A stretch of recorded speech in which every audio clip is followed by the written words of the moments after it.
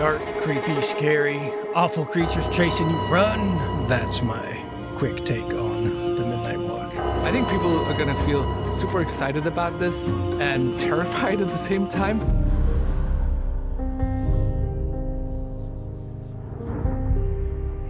My bad. Welcome to my nightmare. How do folks? HabitBad here with HabitBad, and holy smokes. Just want to take a few moments out of my trauma to talk about the scariest game that I have ever played, The Midnight Walk. Okay, how's about the scariest game that I have ever finished? To be fair, even though I am a profound fan of the horror genre and almost all its facets, I really have not got into any horror games. The only other one I finished was this little gem on the Nintendo GameCube called, what was that game called?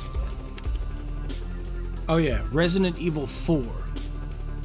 Most of y'all might have missed it as it was only on the GameCube.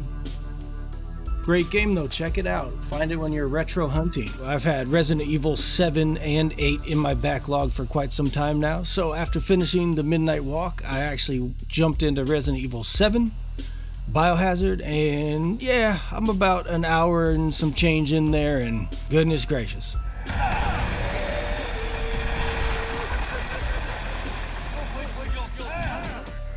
Okay, so on to the meat and potatoes. This is a great game, but almost more fittingly than calling it a game, I'd say it is an entire VR experience. It should be noted I only played the PSVR 2 version. They certainly offer a standard version, but I know it was built for VR, and quite frankly, any excuse given to use that hardware is a big go for me. This project started out as a purely VR title that later turned into a 2D game also. One of the cool things about having a PS5 and a PSVR 2 game built into one is that you can switch between them. You can pop into the world and really immerse yourself entirely into it with the PSVR 2. But you can also just jump out of the game and decide to continue playing the game in flat screen. Okay, now the low tones.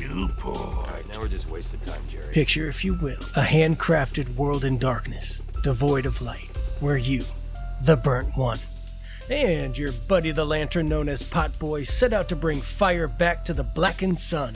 Now that is a premise. Working in this organic medium is sending us down a new creative path that's a lot grittier and sort of more poetic than anything we've ever done before. The monsters are a terrible manifestation of the dark itself. All the characters are modeled in clay, 3D scanned into the game, and brought to life with a beautiful yet entirely creepy stop-motion animation, drawing obvious comparisons to the works of Tim Burton, especially and more specifically A Nightmare Before Christmas. And what did Santa bring you, honey? a classic. The world of The Midnight Walk is an odd mix of panic, comfort, terror, humor, and just plain heart. As there is no actual combat in the game, you guessed it, you're running from everything. Panic running. Attempting to dodge, duck, dip, dive, and die. Into caves, hide behind walls made of painted newspaper or something, and fumble with the wardrobe doors like you didn't legitimately practice how to open and jump in quickly. I swear to promise I now understand those poor victims I'm screaming at in horror movies who drop the keys trying to open the door. I get it now. I get it.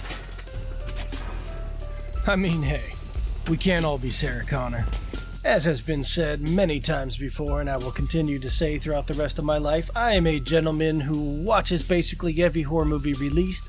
The good ones, the bad ones. I mean, sometimes the bad ones are better than the good ones. Figure that shit out, won't you? That said, with the world in VR being something like perfection due to the overall tone of the game and the art style, the sound design capturing the aesthetic so well, it's hard not to really feel the immersion in this one. The immersion is top tier. This and Gran Turismo 7, with the panic of a looming jump scare and the ensuing chase breathing down your neck, the exploration feels fast-paced and intense, making the comfort of finding a safe area a welcome respite. I have heard the words cozy horror thrown out there in regards to this adventure, and that's a great way to describe it. I think it even might have been the developers or the writers or something. Either way, cozy horror.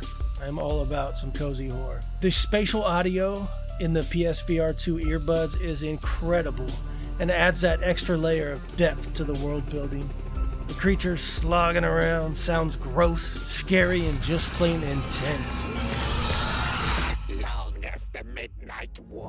We early on decided that we wanted to have binaural sounds for the whole game. It really feels like things are passing by as you walk down the midnight walk. A bird flying on top of your head, or picking up a matchstick and waving it around. You really hear that it is in front of you. So the benefit really is that you get super absorbed inside the world. So we've come up with this really cool mechanic where you actually close your eyes physically. The game recognizes that, and we heighten your senses. We increase the volume around you, and you can listen for these mystical sounds. As you move your head, you can kind of feel, okay, there's something over there, and there's something else over there, there's a monster there, there's a key there. So you can sort of use it as a tracking device to find out where all the different objects are in the world. You know, put the sounds where the sounds like the sound should go. The panic of running from a monster crescendos into terror when they grab you, turn you around, and basically eat your face. It's fantastic. It's really intense, and it's every reason not to get caught. And you got Pop Boy always funning around, silly grin checking things out, hiding inside himself with a sudden shriek if a monster comes near. He may do a little dance when you feed him. Guessing his responses change each chapter, or maybe due to how much you fed him, or maybe it's just random. Either way, it's one puzzle not worth solving, just worth a laugh.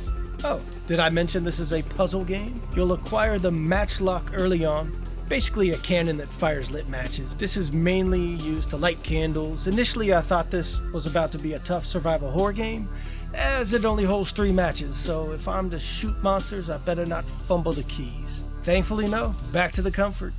Cozy horror. You actually pick up something we call the matchlock, which is this kind of cool clay gun that you can feed matchsticks inside. You can sort of pull it back and shoot them out. And what's nice about it, you can really feel how it tensions up as you pull it with the haptic feedback. It really feels like you're holding this old, weird machine that you have to pull strongly to shoot something out of. Throughout the puzzle solving and story inside each area on this journey through the Midnight Walk, you'll find yourself invested in helping the world regain its light, and the characters you come across find peace at the end of their tale. Each reminds that we are in fact a beacon of hope. You are bringing light back to the world. Trying to sound sappy as shit with that one, I hope it landed. Within the 6 chapters, each one has its own sad tale, while the burden of a world with no light, no sun looms as a constant undertone. There's a lot of heart, stories that are told, fantastically voiced characters bring them to life. There's one in particular, he's kicking it by the campfire. He was probably my favorite. Literally telling tales by a campfire. There are collectibles to find that are then stored in your house. The house is dope. I'm trying to avoid all spoilers, so that's what you'll get from me, sir. I think they showed it in the trailers, but either way. It is not a terribly long game, which is totally fine. I think I finished in around 6.5 hours. Google says it's about 4 to 6 hours to complete, so that tracks. I was in no rush, and because it's the VR2, I definitely put the game down for weeks at a time, only to come back and forget some basic functions. This led to one puzzle in particular taking ages as I'm running around, looking everywhere for an item, and without going into too much detail, I already had it. That said, I'm not a total platinum whore, but I like going for them with games that I love, and so I will certainly be going for this one because it's also a great excuse to play through it again and jump back in that world at a later date. All in all, I think it's just a really great game. I get wary of using certain words like charming, only because most of the games I play are not charming. But I would say this game is charming in a scary, charming in a horrific way. Horrific charm? No, cozy horror. Right on. Thanks all. Hit some keystrokes, folks, and let me know your talks on the Midnight Walks. If you've played it, if you're thinking about playing it, did you play it in VR? Did you play it on flat screen? Did you play it on the PC VR? There's so many things. So many things to talk about. But no, just hands down a gorgeous game. Highly recommend it. Take it easy, and remember, if you're gonna have it bad.